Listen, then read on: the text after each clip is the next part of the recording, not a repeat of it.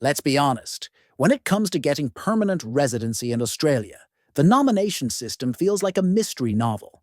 Everyone has theories, rumors float around, and migration agents sometimes sound like fortune tellers. But the truth is, state and territory nominations are not as mysterious as they seem. There are patterns, unspoken rules, and yes, some genuine secrets that can make a huge difference in your application. In this video, let's pull back the curtain on the nomination game. We're not just talking about the obvious stuff you can Google in 5 minutes. We're diving into the lesser-known strategies, the insights, and the practical tips that could save you months of waiting or even help you avoid rejection.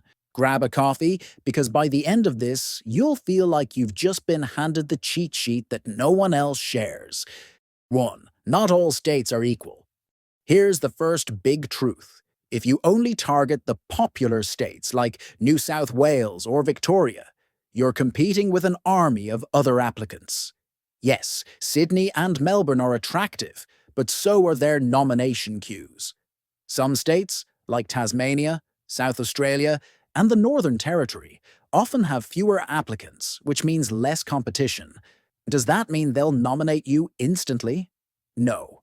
But if your goal is securing PR, sometimes being open to less crowded states is the smarter move. Think of it like restaurants. The place with the longest queue might serve great food, but you'll starve while waiting. The smaller place down the street might get you fed in 10 minutes. Which would you choose if you're really hungry? 2. The occupation list is just the surface. Everyone checks the skilled occupation list or state-specific lists. But here's the catch. Not every occupation on the list is treated equally. For example, states might quietly prefer health workers, engineers, or teachers, even if they don't openly say it. So, if you see your job on the list but you're not in one of these favored categories, you need to double-check your strategy. On the flip side, if you're in a critical occupation, your chances are higher than you might think. It's a bit like being invited to a party. The list says everyone's welcome, but if you're the friend who brings pizza, you're getting waved in first. 3. Location loyalty matters. Some states love applicants who've already studied, worked, or even just lived there. Tasmania, for example, is big on commitment to the state. If you've got history in a particular state, that's a huge advantage. Think about it from their perspective. They don't want to nominate someone who lands, gets PR, and immediately flies off to Sydney. They want people who stick around, pay taxes, and contribute locally. So, if you've spent time in a smaller state, don't ignore that experience. It might be the key to unlocking a nomination that people without that connection can't access. 4. Timing is everything. Nomination windows can open and close quickly. Some states release allocations and get flooded with applications within weeks, sometimes even days. If you wait until you're perfectly ready, you could miss the train. The secret here is preparation. Have your expression of interest polished, your documents organized, and your points calculated before the state announces updates. That way, you can hit submit while everyone else is still scrambling. It's like a Black Friday sale. The people who plan ahead walk out with a 70-inch TV. The rest get a packet of batteries. 5. Extra points are not just extra. Everyone knows about the points system, but not everyone realizes how much the little extras matter for state nominations. Studying in a regional area, having a partner with skills, getting superior English scores. These can tip you over the edge. Some states even favor applicants who've gone the extra mile in these areas. For example, a superior English score might make your application look more attractive compared to someone with just competent English, even if both of you technically meet the minimum. So, think of points not just as numbers but as signals. They tell states, I'm serious, I've invested, I'm not here half-heartedly. 6. The hidden preference for certain profiles. States rarely say this out loud, but many prefer younger applicants, those with recent work experience, and those with family ties in Australia. Even if you meet the minimum requirements, if your profile looks sticky, meaning you're more likely to settle long-term. You're in a stronger position. This doesn't mean older applicants or those without family have no chance. It just means you need to compensate with stronger points or a more flexible choice of state. Think of it like dating. Some people look for partners with specific traits, but if you bring other great qualities to the table, you're still very much in the game. 7. The power of a regional commitment statements. Some states ask you to write a commitment statement about why you want to live there. Many applicants treat this like a boring school essay. This is your chance to stand out.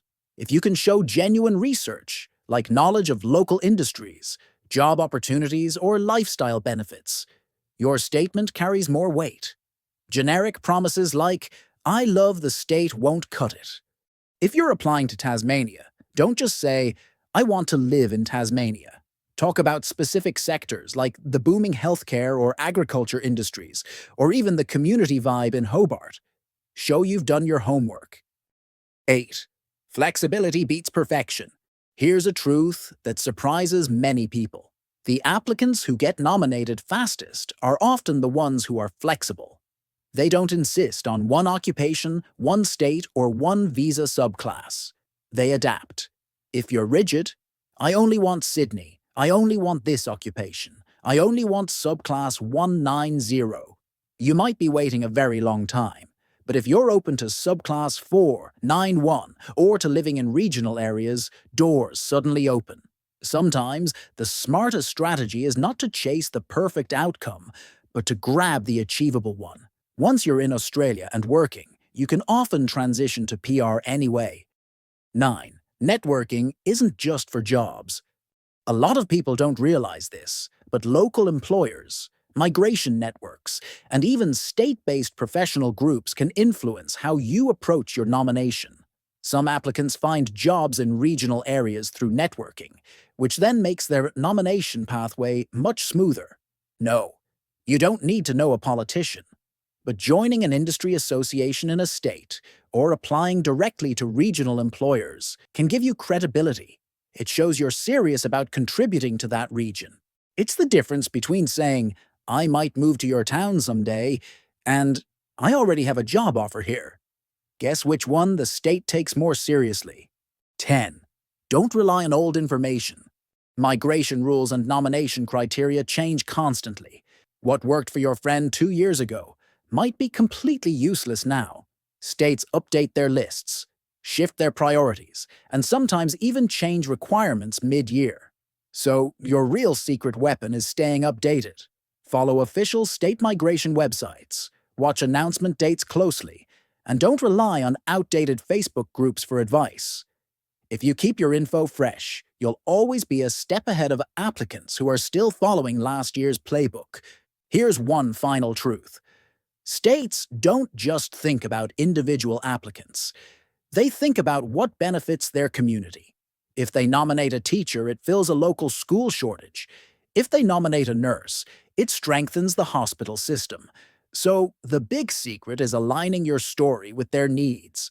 Instead of just saying, "I want PR," frame your case as, "I can solve a problem your state is facing." That mindset alone changes how you approach your application. Be the person who understands the system, adapts, and moves forward.